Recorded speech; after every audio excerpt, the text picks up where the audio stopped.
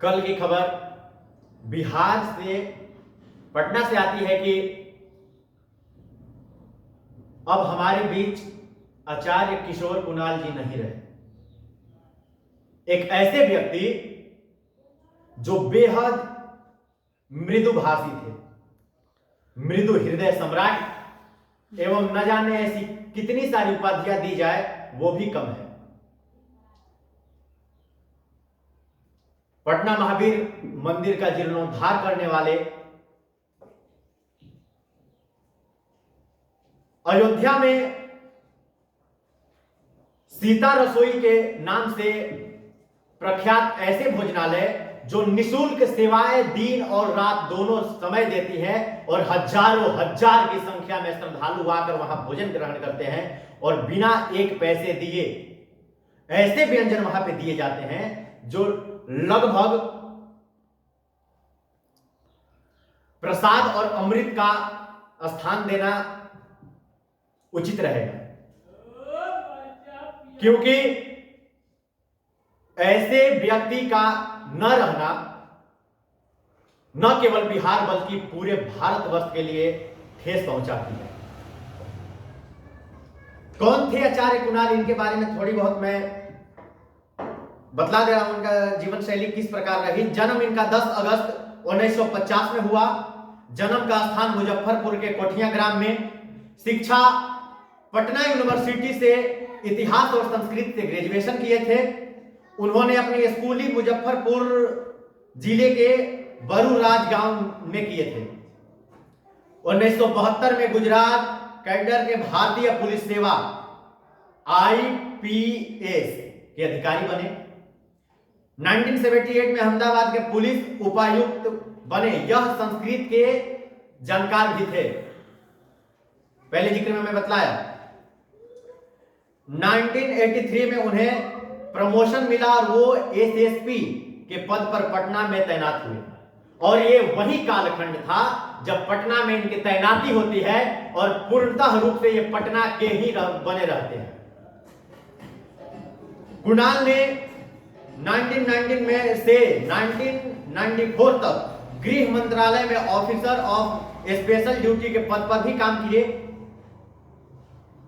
एक आईपीएस अधिकारी के रूप में कुणाल पहले से ही धार्मिक कार्यों में शामिल थे। साल 2000 ये वो समय था जब पुलिस में रिटायरमेंट होने के बाद उन्होंने केएसटी संस्कृत यूनिवर्सिटी दरभंगा के कुलपति का पद संभाला और यह पद उन्होंने 2004 तक संभाला। बाद में बिहार राज्य धार्मिक न्याय बोर्ड बीएसबीआरटी के प्रशासन बने। उन्होंने कई चैरिटेबल अस्पतालों की स्थापना की, जिनमें महावीर कैंसर संस्थान, महावीर आरोग्य संस्थान, महावीर वात्सल्य अस्पताल और महावीर नेत्रालय शामिल है। जिनमें से एक अस्पताल महावीर वात्सल्य अस्पताल में इनकी स्वयं की निधन होती है। निधन का रूप बतलाया जा रहा है कि इनकी हृदय गति धीमी पड़ गई थी और हार्ट अटैक की वजह से इनकी मृत्यु हुई। उन्होंने पटना के महावीर मंदिर का जीर्णोद्धार कराया, पटना के ज्ञान निकेतन स्कूल की संस्थापना की। वे दरभंगा संस्कृत विश्वविद्यालय के कुलपति भी रहे। उन्होंने अयोध्या राम मंदिर विवाद में अहम भूमिका भी निभाई।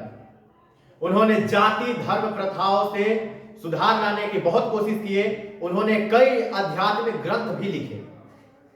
2008 में भगवान महावीर पुरस्कार से नवाजा गया। उन्हें 2009 में जागरण समाचार पत्र समूह द्वारा बिहार रत्न की उपलब्धि भी दी गई। और उनकी एक अहम कृति दलित देवो भव बहुत प्रचलित रही थी ये कृति। और ऐसे हृदय सम्राट का जब निधन होता है तो भावुकता तो सहज बात है कि सबके अंदर बनेगी।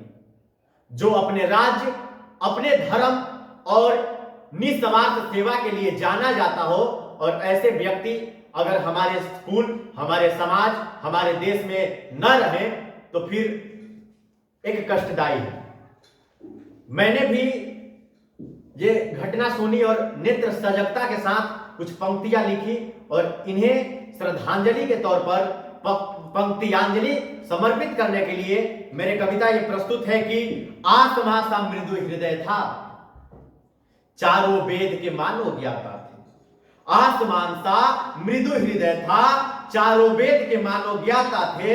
रचना रच गए ऐसे जैसे यज्ञ कोई ऋषि के ठाने थे।